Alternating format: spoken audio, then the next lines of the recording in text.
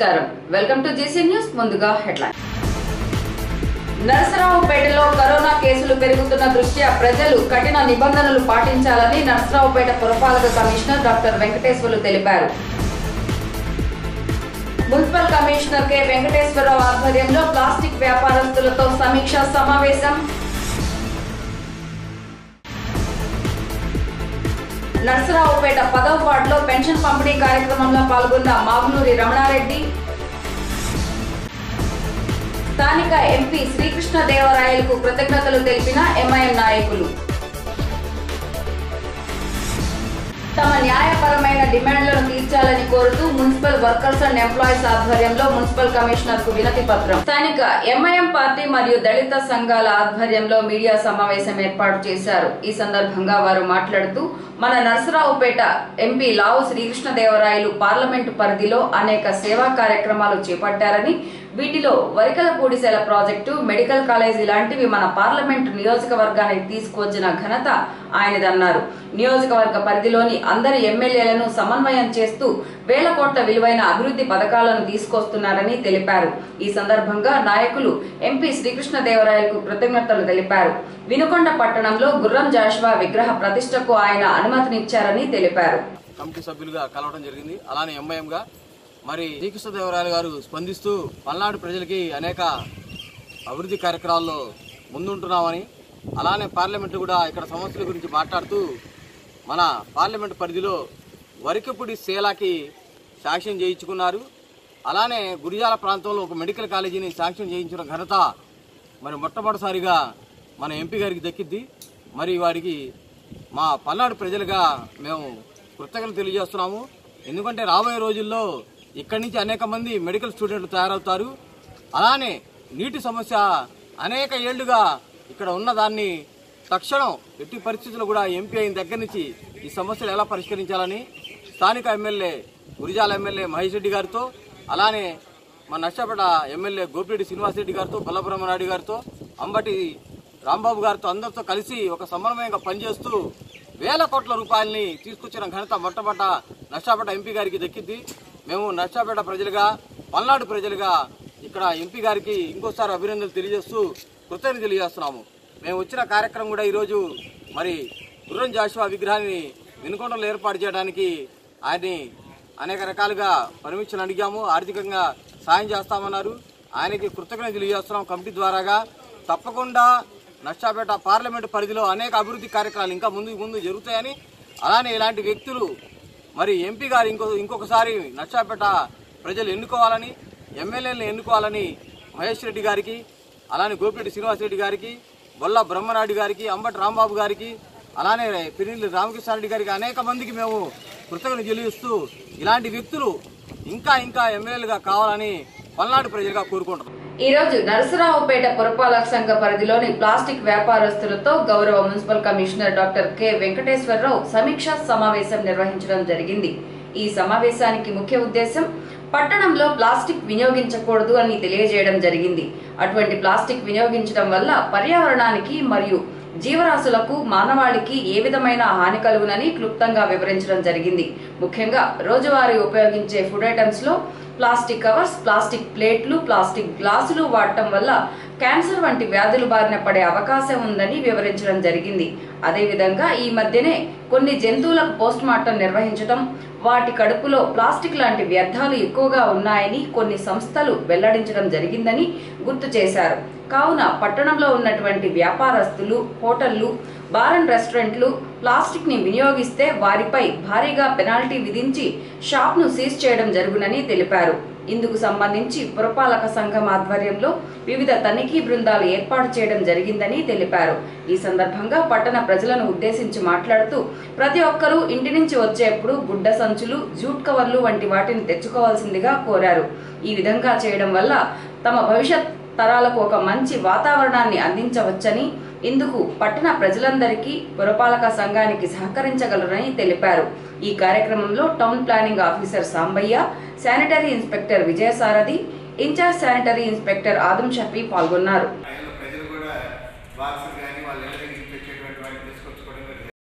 నరసరావుపేట పట్టణంలో గతంలో ఈ ప్లాస్టిక్ సంబంధించి వ్యాపారులందరినీ కూడా పిలిచి వాళ్ళకు ప్లాస్టిక్ వినియోగాన్ని తగ్గించే కార్యక్రమం కోసం వాళ్ళకు అవగాహన కల్పించడం జరిగింది. సో మళ్ళీ ఒకసారి ఈరోజు మన నర్సరావుపేట పట్టణంలో ఎవరైతే ప్లాస్టిక్ విక్రయం చేసేటువంటి దుకాణదారులు ఉన్నారో వాళ్ళందరినీ పిలిపించి మరి ప్లాస్టిక్ ఆల్రెడీ ప్రభుత్వం నిషేధించింది, సుప్రీంకోర్టు ఆదేశాలు కూడా ఉన్నాయి.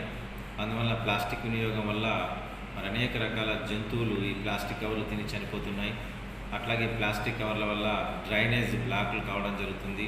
ఈ ప్లాస్టిక్ మళ్ళీ కాలువల ద్వారా సముద్రాలకు వెళ్ళి అక్కడున్న జలచరాలు కూడా మరి ప్రమాదాల బారిన పడుతున్నాయి. అలాంటి చేపలు ఇలాంటివి మనం జల ఉత్పత్తులు ఏవైతే మనం విక్రయిస్తున్నటువంటి వాటిని తిని మానవులకు మరి రకరకాల రోగాలు వస్తున్నాయి. ముఖ్యంగా క్యాన్సర్ లాంటి రోగాలకు కారణం. అట్లాగే ఆహార పదార్థాలు హోటల్ విక్రయదారులు ఎవరైతే ఉన్నారో ఎవరు కూడా ఈ సాంబార్ కానీ ఇలాంటి వేడివేడి పదార్థాలు మరి ప్లాస్టిక్ కవర్లు ఇప్పటి నుంచి విక్రయించడానికి వీల్లేదు. అట్లాగే ఈ ప్లేట్లలో ప్లాస్టిక్ వేసి వాటిపైన వడ్డించడం జరుగుతుంది, టిఫిన్లు ఇట్లాంటివి, వాటిని కూడా నిషేధిస్తున్నాం. ఎక్కడ కూడా హోటల్స్లో ప్లాస్టిక్ బదులుగా మరి ఇస్తరాకులు కానీ లేదా అరిటాకులు కానీ వేయాల్సిందిగా అందరికి కూడా రిక్వెస్ట్ చేస్తున్నాం. అందుకని వ్యాపారదారులు 1వ తేదీ వరకు టైం అడిగారు.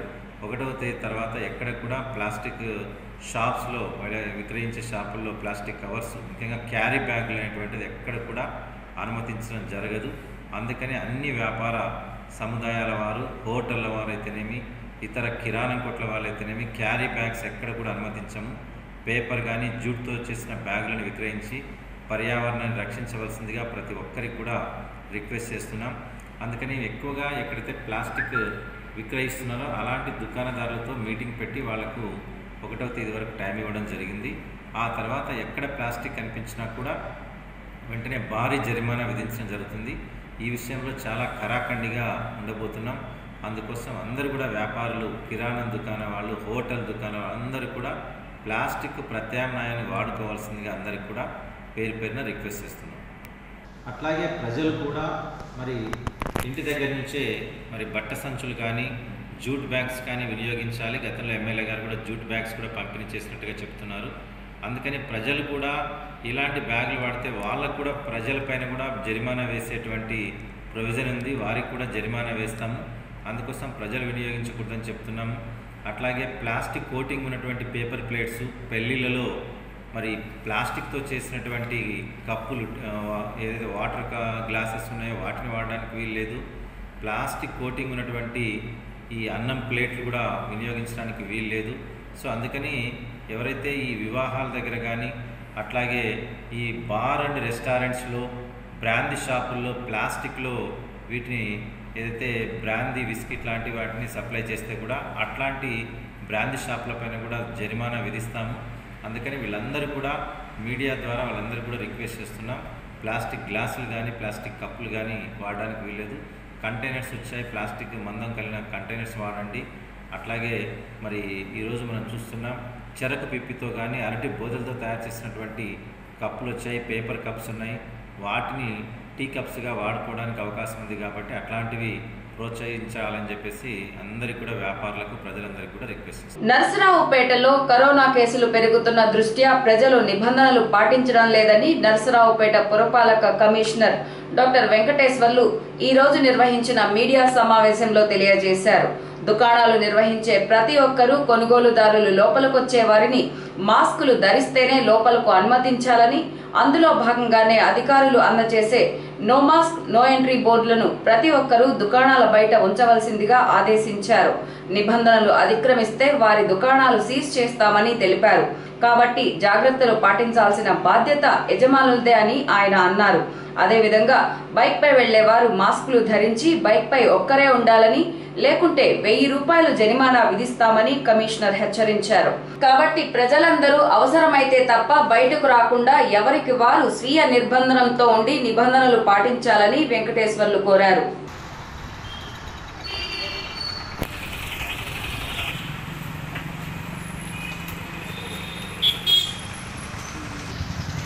అందరికీ నమస్కారం.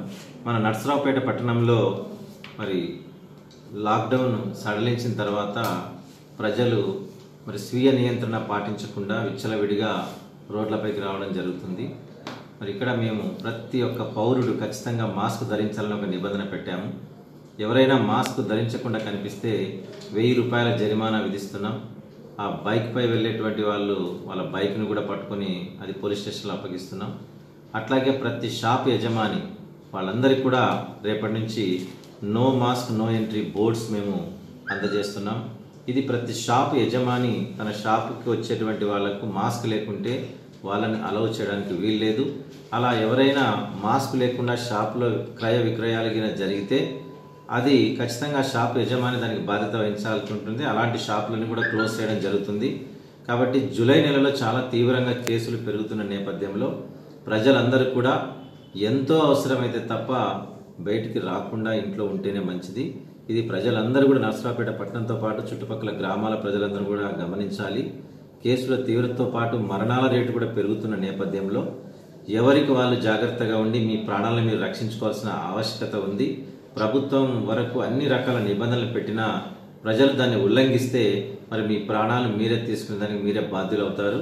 కాబట్టి దయచేసి ప్రజలందరూ కూడా గమనించి స్వీయ నియంత్రణ పాటించాలి.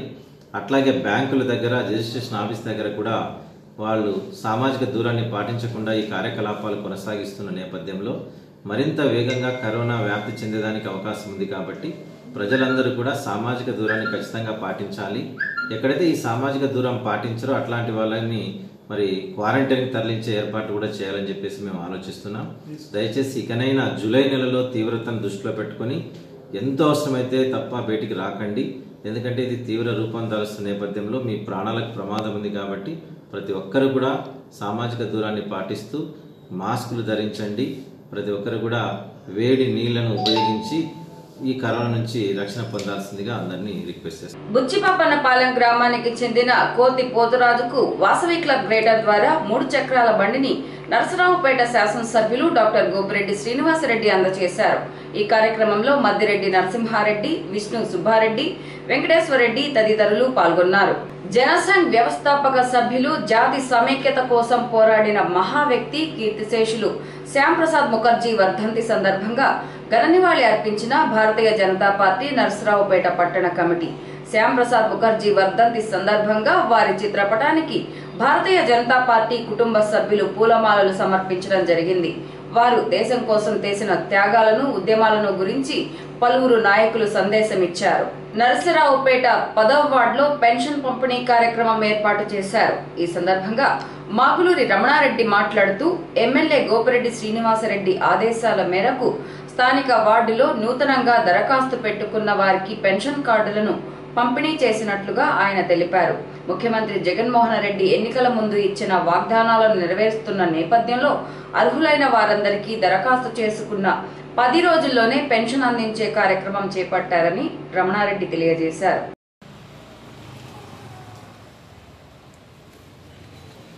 ఈరోజు మన స్థానిక ఎమ్మెల్యే గోపిరెడ్డి గారు శ్రీనివాసరెడ్డి యొక్క ఆదేశాల మేరకు మన జగనన్న ప్రవేశపెట్టినటువంటి ఈ పెన్షన్ కార్యక్రమంలో ఈరోజు 10వ వార్డు స్థానిక 10వ వార్డులో పెన్షన్ కార్యక్రమం జరుగుతూ ఉంది.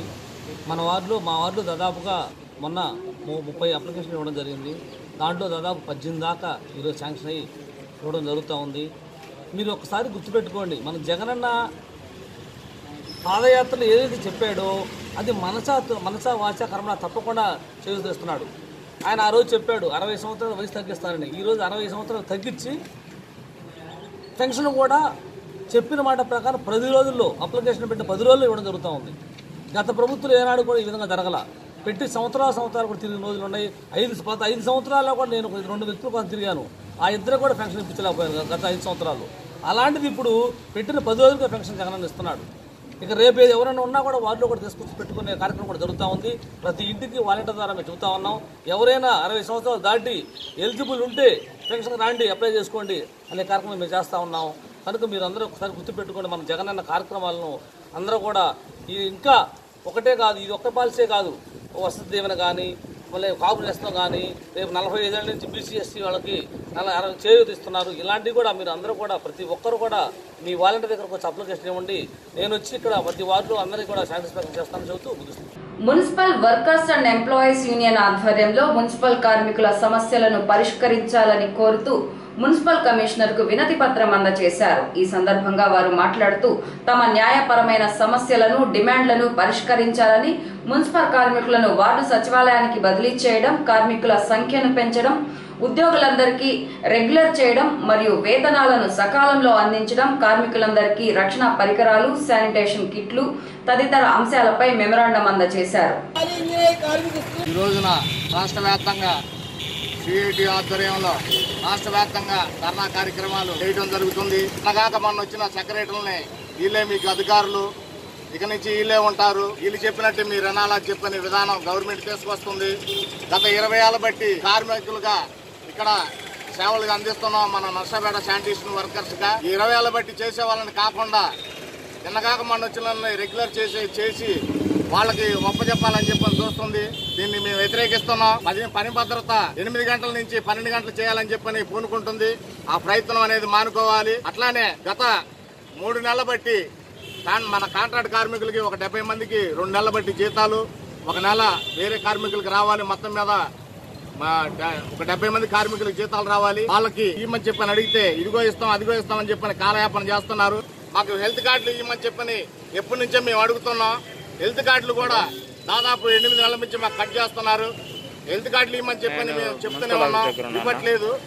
రానున్న కాలంలో దీన్ని ఇంకా తీవ్రంగా ఉధృత చేసి రాష్ట్ర వ్యాప్తంగా ఈ మా కోరికలు తీర్చేంత వరకు కూడా మేము దేనికైనా కానీ ముందుకెళ్తామని చెప్పని కోరుకుంటూ ఈ అవకాశం ఇచ్చిన మా నర్సాపేట సిఐటి యూనియన్ కార్మికులకి, ప్రతి ఒక్క మా సంఘం నాయకులకి, ప్రతి ఒక్కరికి పేరు పేరున కృతజ్ఞతలు తెలియజేసుకుంటూ సెలవు. కరోనా మహమ్మారిని సాకుగా చూపి కేంద్ర రాష్ట్ర ప్రభుత్వాలు కార్మిక వ్యతిరేక విధానాలకు పాల్పడుతున్నాయని జిల్లా ఏఐటియుసి కార్యదర్శి సయ్యద్ యాసిన్ అన్నారు. సోమవారం దర్శి చెంచయ్య భవనంలో జూలై 3న నిర్వహించే సహాయ నిరాకరణ శాసనోల్లంఘన గోడ పత్రికలను వారు ఆవిష్కరించారు. ఈ సందర్భంగా మాట్లాడుతూ వలస కార్మిక చట్టాన్ని కఠినంగా అమలు చేయాలని, ఉపాధి లేని కార్మికులకు స్థానికంగా ఉపాధి అవకాశాలను కల్పించాలని, కార్మిక కుటుంబాలకు నెలకు 10,000 వంతున 3 నెలలు ఇవ్వాలని డిమాండ్ చేశారు. ఈ కార్యక్రమంలో ఏఐటియుసి నాయకులు ఎస్కే పీరా, జిపి రామారావు, బాలరెడ్డి, కనుమల కృష్ణారెడ్డి తదితరులు పాల్గొన్నారు. జూలై 3వ తేదీన దేశవ్యాప్తంగా ఏఐటియుసి అదేవిధంగా వామపక్ష కార్మిక సంఘాల ఆధ్వర్యంలో, కలిసి వచ్చే కార్మిక సంఘాల ఆధ్వర్యంలో జూలై 3వ తేదీన శాసనోల్లంఘన కార్యక్రమాన్ని దేశవ్యాప్తంగా నిర్వహిస్తా ఉన్నాం. దీనిలో కార్మికులందరూ కూడా పాల్గొని జయప్రదం చేయాలని చెప్పి ఏఐటిసిగా విజ్ఞప్తి చేస్తా ఉన్నాం. కేంద్ర ప్రభుత్వం అధికారులు వచ్చిన తర్వాత కార్మిక చట్టాల మొత్తాన్ని కూడా రద్దు చేయడానికి పార్లమెంట్ లో ఈ రకమైనటువంటి కుతంత్రాలు పన్నుతుందని చెప్పి ఈ సందర్భంగా తెలియజేస్తా ఉన్నాం. అదేవిధంగా కార్మికులకు సంబంధించినటువంటి అసంఘటిత రంగానికి సంబంధించినటువంటి అనేక రకాలైనటువంటి పిఎఫ్ కానీ అదేవిధంగా అనేక రకాల రావాల్సినటువంటి ఏవైతే ఉన్నాయో వాటన్నింటిని కూడా కార్మికులకు అందజేయడంలో కేంద్ర ప్రభుత్వం పూర్తిగా వైఫల్యం చెందిందని చెప్పి ఈ సందర్భంగా తెలియజేస్తూ, అంతేకాకుండా ఈ 3 నెలలు పని లేకుండా ఉన్నటువంటి కార్మికులందరికీ కూడా కేంద్ర ప్రభుత్వం 10,000 రూపాయలు ఇవ్వాలని చెప్పి కరోనా సందర్భంగా డిమాండ్ చేస్తా ఉన్నాం. లేని పక్షాన పెద్ద ఎత్తున ఆందోళన నిర్వహిస్తామని చెప్పి ఈ సందర్భంగా తెలియజేస్తా ఉన్నాం. ఏదైతే కార్మికులకి ఉన్నటువంటి హక్కులు ఉన్నాయో ఆ హక్కులు కూడా కాపాడుకోవాల్సిన బాధ్యత మన అందరిపైన ఉందని చెప్పి కార్మిక సంఘాలందరూ కూడా పిలుపునిస్తా ఉన్నాం. కలిసి వచ్చే కార్మిక సంఘాలందరితో కూడా ఈ యొక్క ఆందోళన నిర్వహిస్తామని చెప్పి తెలియజేస్తూ, అదేవిధంగా రేపు 26వ తేదీన గుంటూరులో కూడా ముఖ్యుల సమావేశాన్ని కూడా ఏర్పాటు చేయడం జరిగింది. ఈ యొక్క ముఖ్యులుగా ఉన్నటువంటి ఏఐటిసి నాయకులందరూ కూడా పాల్గొని జయప్రదం చేయాలని చెప్పి ఏఐటిసిగా విజ్ఞప్తి చేస్తా ఉన్నాం. బులెటిన్ ముగించే ముందు హెడ్లైన్స్ మరోసారి. నరసరావుపేటలో కరోనా కేసులు పెరుగుతున్న దృష్ట్యా ప్రజలు కఠిన నిబంధనలు పాటించాలని నరసరావుపేట పురపాలక కమిషనర్ డాక్టర్ వెంకటేశ్వర్లు తెలిపారు. మున్సిపల్ కమిషనర్ కె వెంకటేశ్వరరావు ఆధ్వర్యంలో ప్లాస్టిక్ వ్యాపారస్తులతో సమీక్షా సమావేశం. నరసరావుపేట 10వ వార్డులో పెన్షన్ పంపిణీ కార్యక్రమంలో పాల్గొన్న మాగునూరి రమణారెడ్డి. స్థానిక ఎంపీ శ్రీకృష్ణదేవరాయలకు కృతజ్ఞతలు తెలిపిన ఎంఐఎం నాయకులు. తమ న్యాయపరమైన డిమాండ్లను తీర్చాలని కోరుతూ మున్సిపల్ వర్కర్స్ అండ్ ఎంప్లాయీస్ ఆధ్వర్యంలో మున్సిపల్ కమిషనర్ కు వినతి పత్రం. జీసీ న్యూస్ ఇంతటితో సమాప్తం. మరో బులెటిన్లో మళ్ళీ కలుద్దాం. అంతవరకు సెలవు. నమస్కారం.